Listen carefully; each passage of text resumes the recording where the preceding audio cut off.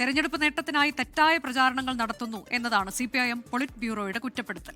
പിണറായി വിജയനെതിരായ പ്രസ്താവനകളിൽ രാഹുൽ ഗാന്ധിയെയും AICC അധ്യക്ഷൻ മല്ലികാർജ്ജുൻ ഖർഗെയും പൊളിറ്റ് ബ്യൂറോ വിമർശിച്ചു. PR അരവിന്ദ് ഡൽഹിയിൽ നിന്ന് വിവരങ്ങളുമായി. അരവിന്ദ്, ഇന്നലെ മല്ലികാർജ്ജുൻ ഖർഗെ CJP എന്നതിന് കമ്മ്യൂണിസ്റ്റ് ജനതാ പാർട്ടി എന്ന് ഒരു പുതിയ നിർവചനം കൂടി ചമച്ചുകൊണ്ടാണ് കോഴിക്കോട് സംസാരിച്ചത്.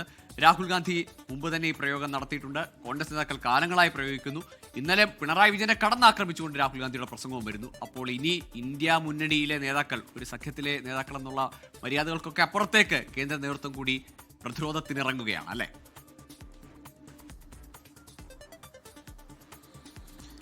ഗൂഗിൾ ശക്തമായ വിമർശനമാണ് കോൺഗ്രസ് അധ്യക്ഷൻ മല്ലികാർജ്ജുൻ ഖാർഗെക്കെതിരെയും ലോക്സഭാ പ്രതിപക്ഷ നേതാവ് രാഹുൽ ഗാന്ധിക്കുമെതിരെ ഇപ്പോൾ CPM പോളിറ്റ് ബ്യൂറോ ഉയർത്തിയിരിക്കുന്നത്.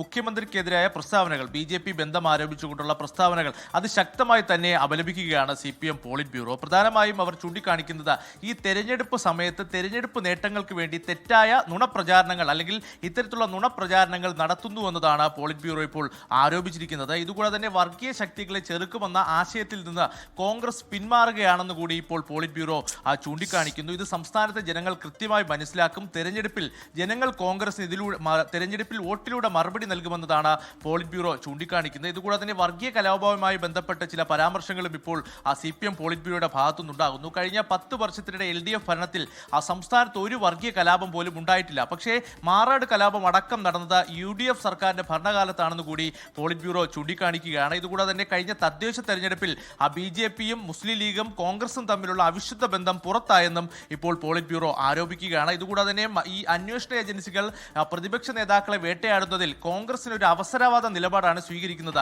കോൺഗ്രസ് നേതാക്കൾക്ക് നേരെ അന്വേഷണ ഏജൻസികളുടെ നടപടി ഉണ്ടാകുമ്പോൾ അതിനെതിരെ പറയുന്ന കോൺഗ്രസ് നേതാക്കൾ മറ്റ് സംസ്ഥാനങ്ങളിലെ പ്രതിപക്ഷ നേതാക്കൾക്കെതിരെ, പിണറായി വിജയനെതിരെ എന്തുകൊണ്ട് അന്വേഷണം നടത്തുന്നില്ല എന്ന് ചോദിക്കുന്നു. അതോടൊപ്പം തന്നെ അരവിന്ദ് കെജ്രിവാളിനെതിരെ നടപടിക്ക് ശുപാർശ ചെയ്തത് രാഹുൽ ഗാന്ധിയും കോൺഗ്രസുമാണെന്ന ആരോപണമാണ് ഇപ്പോൾ പോളിറ്റ് ബ്യൂറോ ഉയർത്തിയിരിക്കുന്നത്. ഇതുകൂടാതെ തന്നെ കോൺഗ്രസ് ഇപ്പോൾ നിലവിൽ BJPയുടെ ഒരു പോഷക സംഘടനയായി പ്രവർത്തിക്കുന്നു എന്ന ആരോപണം തന്നെയാണ് ഇപ്പോൾ CPM കേന്ദ്ര നേതൃത്വം ഉയർത്തിയിരിക്കുന്നത്. ഡീലാരോപണം കോൺഗ്രസ് ഉയർത്തുമ്പോൾ BJPയും കോൺഗ്രസും എന്ന ഡീലാരോപണത്തിൽ ഉറച്ചു തന്നെയാണ് കേന്ദ്ര നേതൃത്വവും അതുപോലെ തന്നെ സംസ്ഥാന നേതൃത്വവും മുന്നോട്ട് പോകുന്നത്. BJPയും മുസ്ലിം ലീഗും അതുപോലെ തന്നെ കോൺഗ്രസും തമ്മിൽ തദ്ദേശ തെരഞ്ഞെടുപ്പിൽ ഒരു അവിശുദ്ധ ബന്ധം ഉണ്ടായിരുന്നു എന്നുകൂടി ഇപ്പോൾ CPM പോളിറ്റ് ബ്യൂറോ കടുത്ത ആരോപണത്തിലേക്ക് പോയിരിക്കുകയാണ്. ഗോകുൽ. ശരി, PR അരവിന്ദാണ് വിവരങ്ങൾ നൽകിയത്.